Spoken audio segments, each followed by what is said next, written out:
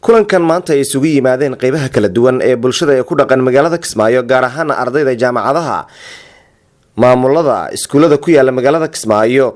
waalidiin iyo mas'uuliyiin ka socday wasaaradda waxbarashada ee dowlad goboleedka Jubbaland ayaa ahmiyadiisu ahaa sidii dhalinyarada Soomaaliyeed ee ku dhaqan magaalada Kismaayo loogu wacyigelin lahaa in dalka gudihiisu ay wax ka bartaan halka qaarkood ay dibadda u aadaan waxbarasho taasoo dhibaato culus ku ah dadka Soomaaliyeed. barnaamijkan waxaa soo agaasimay ururka horumarinta waxbarashada Soomaaliyeed kuwaasi oo ku dhiirigelinaya ama kula talinaya waalidiinta iyo ardayduba in ay ka faa'iideystaan in ardaydu marka ay ka caawiyaan iyo waalidiintuba waxbarashada taala gudaha wadanka. ugu horeyn waxaa kulanka hadal kooban ka soo jeediyay Maxamed Shariif Iimaan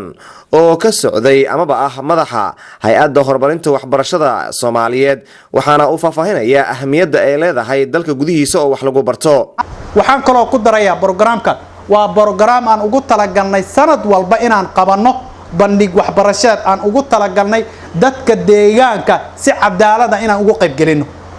qof walba oo doonaya inuu ka qayb qaato barnaamijkan inuu u istaago deegaankan waxbarashada waxaan aaminsanahay dadka qaarkood inay yiraahdaan waan school baan ka dhameeyay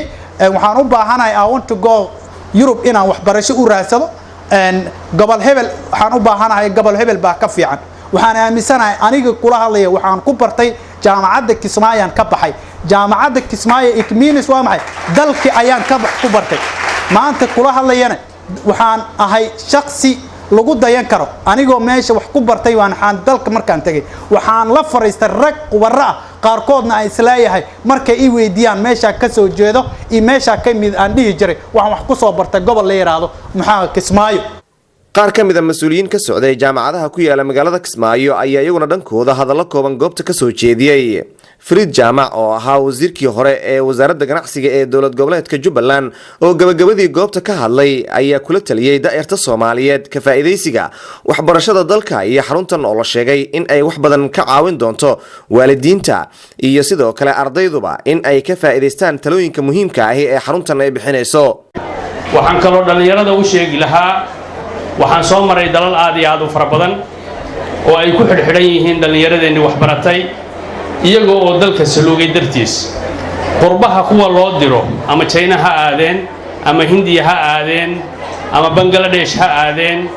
ama Malaysia ha aadeen boqolkii 10 baa ka soo laabata inta kala duurkay gashaa boqolkiiba 10 baa ka soo laabata laakiin ardayda wadanka wax ku baratay boqolkiiba 50 ayaa faa'iido oo hadda dhammaan ay ka shaqeynayaan xarumihii ama wasaaradihii ama ganacsigii.